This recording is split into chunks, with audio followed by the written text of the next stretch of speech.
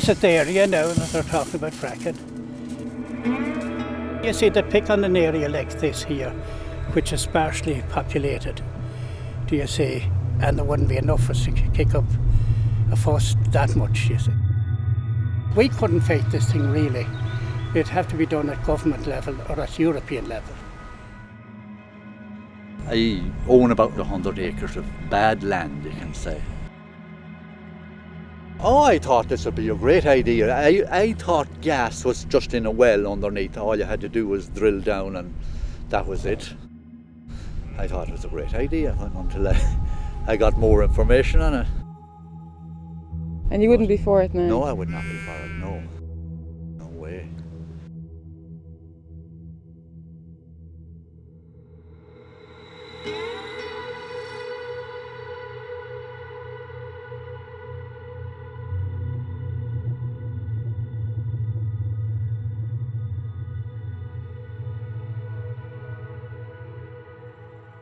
I understand people's worries, I appreciate their concerns, and I would say at this stage, you know, they have nothing to worry about right now. But if the science is right, you know, if it brings jobs, if it brings a national benefit and a local community benefit, that's a very strong argument too. It is not in our long-term or medium-term interest, because if farming and tourism is damaged, the economic impact alone will be a bigger loss of jobs than the few 400 to 600 jobs they talk about. Irish people need to look at what you stand to lose, much more so than what you stand to gain. And in order to do that, you need accountability. In my experience, there are no laws or regulations that will make fracking safe. Laws and regulations, first of all, don't do you any good when you're underground, and they are still experimenting. The companies have admitted they don't know what fracking does.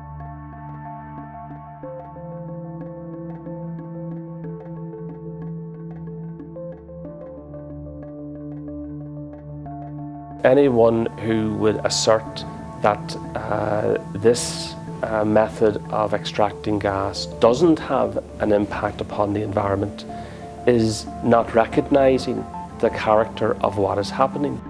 Fracking by definition is about breaking up the target rock to create new pathway for the gas to go into the well. But by creating these fractures, obviously you are creating pathways for fracking fluids to go in other places. And the big point is that you cannot control where these fractures are going. But if they developed in such a way that they got in areas where you didn't want them to go, then you can end up in a problem with pollution of groundwater supply. There's no such thing as drilling a hole in Ireland that doesn't go through your water supply. It doesn't exist. You are an aquifer. It's a tiny place. There is no way. If they say we will properly regulate it, proper regulation means you don't do it here. And you have to understand, it's like a web, it's everywhere. Where you see streets now, you will have pipes. Except that for every street that you have, and every road you have, figure 20 pipes. Okay, it's the whole web. There had been an article in the Leitrim Observer about a gas find in the Lough Allen Basin. People thought they could just take it out and it would be not like the situation in Rossport. It seemed to be a positive thing. But it's a process that contaminates water, that contaminates air, that affects human and animal health, that mobilises radioactive material in the ground. It would basically mean the industrialisation of the area.